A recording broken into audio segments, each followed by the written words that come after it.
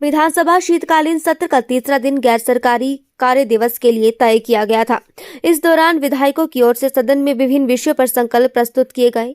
इस मौके पर सत्ता पक्ष के विधायक कुलदीप सिंह राठौर और विपक्ष के विधायक सुखराम चौधरी की ओर से प्रदेश में बढ़ते नशे के व्यापार पर चिंता जताते हुए इसको लेकर कोई ठोस नीति बनाने को लेकर संकल्प प्रस्तुत किया।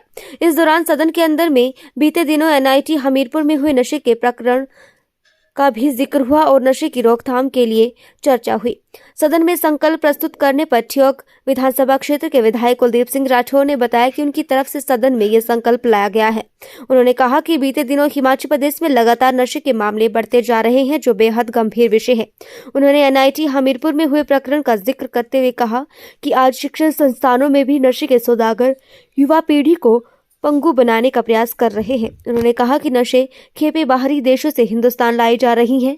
उन्होंने इसे अघोषित युद्ध करार देते हुए कहा कि विदेशी ताकतें देश की पीढ़ी को खत्म करने की कोशिश कर रही हैं और इसके खिलाफ सख्त से सख्त कदम उठाने की जरूरत है।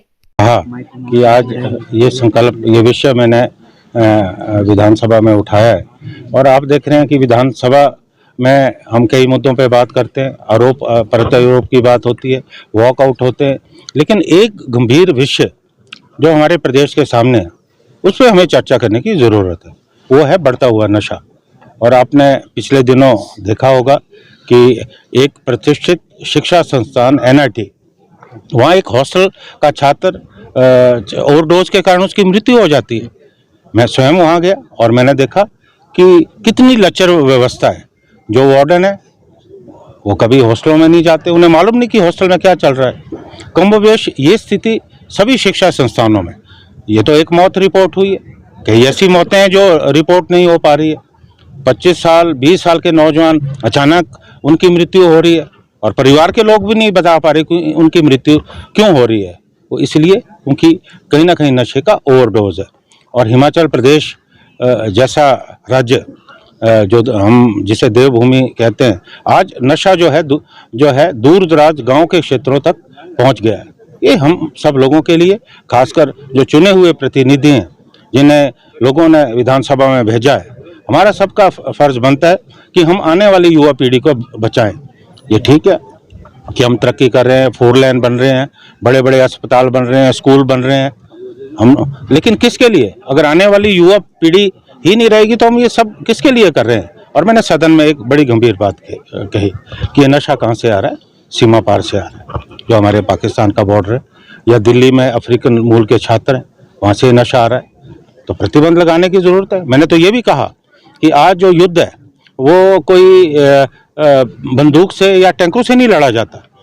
ये भी एक जरिया है कि देश की युवा पीढ़ी को नशे की लत डाल दो, उनको इतना पंगु बना दो कि देश का युवा ही खत्म हो जाए। तो ये एक षड्यंत्र है। जिस तरह से पाकिस्तान से यहाँ चिट्ठा आ रहा है या दूसरे मादक पदार्थ आ रहे हैं, तो उसे रोकने की ज़रूरत है। और कहा जाता है कि दिल्ली में अफ्रीकन मूल के छात्र हैं, वो सप्लाई करते हैं। तो दिल्ली तो देश की राजधानी है, वहाँ तो राष्ट्रपति बैठते हैं, वहाँ देश के प्रधानमंत्री बैठते हैं, गृह मंत्री बैठते हैं, तो उनके नाक के नीचे कैसे हो रहा है? इसे भी हमें बड़ी गंभीरता से लेने की ज़रूरत है।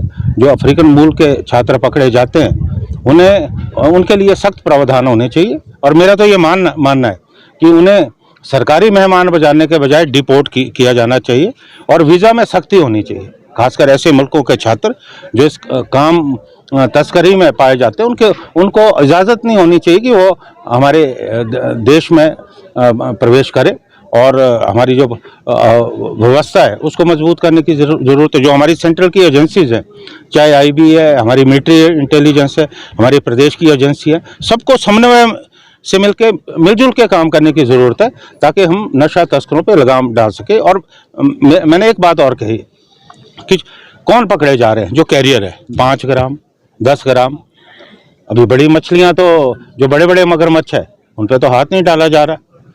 अब मैंने ये बात कही कि कहावत है कि चोर नहीं चोर की माँ को पकड़ो, लेकिन वहाँ तक तो कोई पहुँच नहीं पा रहा है, क्योंकि हो सकता है कि वो बहुत प्रभावशाली व्यक्ति हो, पैसे वाले व्यक्ति हो। तो मेरा ये मानना है कि बहुत सख्ती की ज़रूरत है और हमें कानून के प्रावधान सख्त करने होंगे। एक सामाजिक चेतना की ज़रूरत है। और ख़ासकर जो हमारा अभी शिमला में पुलिस ने सख्ती दिखाई, काफ़ी मामले भी पकड़े गए, लेकिन वो नाकाफ़ी है। हमें आने वाले समय में मिलकर एक अभियान के तहत हमें काम करना होगा। ये ठीक है, कागज़ों में होता है, लेकिन वो मुझे लगता है कि ज़मीनी स्तर पे क्या हो रहा है उसे देखने की ज़रूरत है।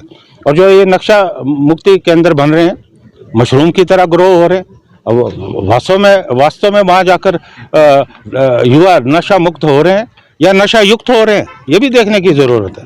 तो यही बात हमने उठाई है, चर्चा मुख्यमंत्री से करी। आपने आवाज उठाई। मैंने ऑन रिकॉर्ड ये बात कही है और आज इस पे चर्चा चल रही है और अभी जो सरकार की तरफ से इस पे जवाब आएगा।